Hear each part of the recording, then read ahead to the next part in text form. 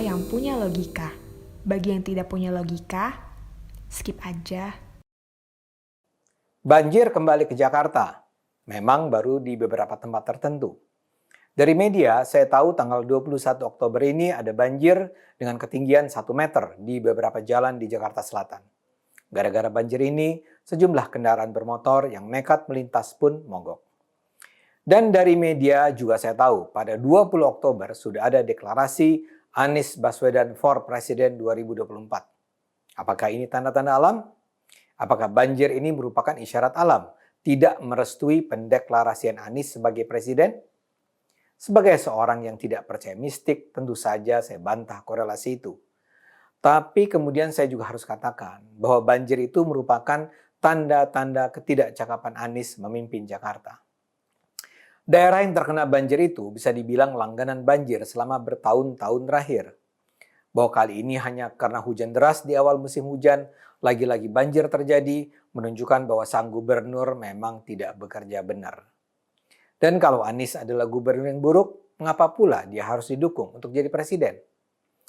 Masalahnya, tuan-tuan dan puan-puan, Anies akan tetap maju sebagai capres 2024 terlepas dari ada atau tidak prestasinya. Deklarasi Anies for Presiden yang tadi saya sebut adalah indikasinya. Harus dicatat, yang mendeklarasikan bukan Anies sendiri ya. Pencalonannya diajukan oleh sebuah kelompok yang menamakan diri Aliansi Nasional Indonesia Sejahtera alias ANIS pada Rabu 20 Oktober. Kami anak muda dari berbagai komponen siap mendukung Anies Rashid Baswedan menjadi Presiden 2024. Anies for President, kata Koordinator Anies Laode Basir di lokasi deklarasi. Mereka menyatakan akan menggaungkan Anies for President ke seluruh Indonesia. Di acara deklarasi itu Anies tidak hadir. Ada 9 orang deklarator, namun nama-namanya sangat jarang muncul di media. Kalau di browsing sih ada nama Laode yang adalah politisi dari Buton, Sulawesi Tenggara. Laode menyatakan mereka mendukung Anies karena masyarakat Indonesia Timur sangat iri dengan warga Jakarta lantaran dipimpin Anies Baswedan. Menurut Laode, keluarga besarnya di Indonesia Timur mengirimkan pesan bahwa janganlah keberhasilan Anies hanya dinikmati oleh warga Jakarta. Kami juga seluruh warga Indonesia Timur ingin menikmati itu, katanya. Bagi masyarakat Indonesia Timur, kata Laode, Anies merupakan pribadi cerdas dengan pekerjaan yang terukur dan terstruktur dengan baik. Orangnya smart, lemah lembut, tutur katanya sopan, pekerjaannya terukur dan terstruktur, arahan-arahannya jelas, kata Laode.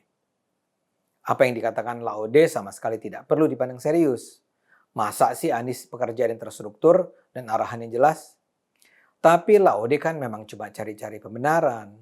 Karena tujuan dia adalah Anies maju sebagai capres. Titik. Sangat mungkin meski berstatus relawan, Laode dan kawan-kawan adalah tim yang diinstruksikan Anies untuk mulai memperkenalkan ide Anies sebagai capres. Tes ombak lah. Dilihatlah bagaimana reaksi masyarakat. Dari sana baru disusun strategi yang lebih matang untuk mengkampanyekan Anies. Tapi bisa juga mereka tak punya hubungan apa-apa dengan Anies. Sangat mungkin juga mereka adalah sekedar petualang yang berusaha menarik perhatian kubu Anies. Jadi kalau akhirnya mesin kampanye Anies mulai bekerja, tim Laode ini berharap akan dilibatkan. Apapun posisi tim Laode, apa yang mereka lakukan menunjukkan kita semua harus bersiap menghadapi kehadiran Anies sebagai capres. Dan ini menjadi menarik, karena sebenarnya saat ini Anies tidak nampak sebagai kandidat yang menjanjikan. Salah satu yang penting adalah adanya rapor merah yang diberikan Lembaga Bantuan Hukum LBH Jakarta untuk kinerja Pemprov DKI Jakarta. LBH Jakarta adalah lembaga yang selama ini mendapatkan bantuan dana dari Pemprov DKI. Tapi kali ini LBH Jakarta menyuarakan suara kritis terhadap 4 tahun kepemimpinan Anies di Jakarta. LBH Jakarta menyebut 10 kelemahan besar Pemprov DKI di bawah Anies. Pertama, buruknya kualitas udara Jakarta. Kedua, sulitnya akses air bersih. Ketiga, penanganan banjir. Keempat, penataan kampung kota yang belum partisipatif. Kelima, ketidakseriusan Pemprov DKI Jakarta dalam memperluas akses terhadap bantuan hukum.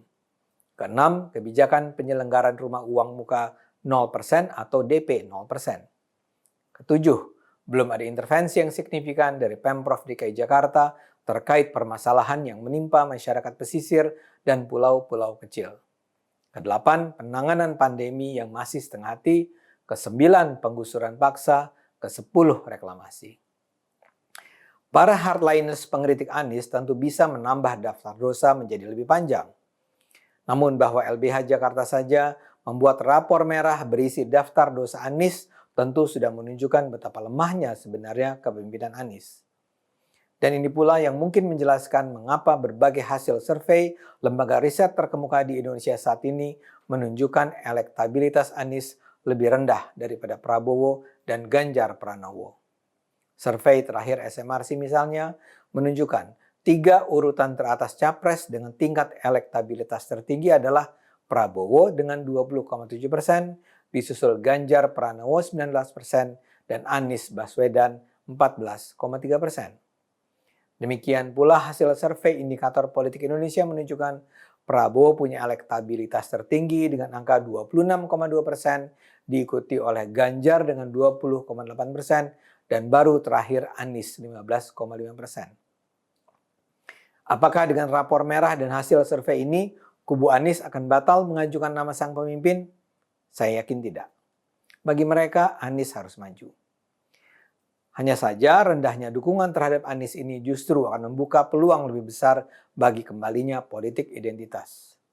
Kita ingat dulu, di tahun 2016, sebenarnya Anies semula berada pada posisi terendah dalam berbagai survei calon Pilgub DKI. Pada awalnya, survei-survei menunjukkan Anies berada di bawah dukungan terhadap AHY dan dukungan terhadap Ahok. Namun, begitu Anies menggunakan Islam, tim kampanyenya aktif di masjid dan pengajian, dan menggandeng para ulama, nama dia pun melejit. Kita layak khawatir bahwa kali ini pun strategi serupa dilakukan. Anies mungkin gagal menangani banjir, gagal menata Jakarta, tapi akan dibangun image bahwa dia harus didukung karena dia adalah imam bagi umat Islam. Mari terus kita awasi pergerakan kaum tak berakal sehat. Kita terus gunakan akal sehat, karena hanya kalau kita gunakan akal sehat, kita akan selamat.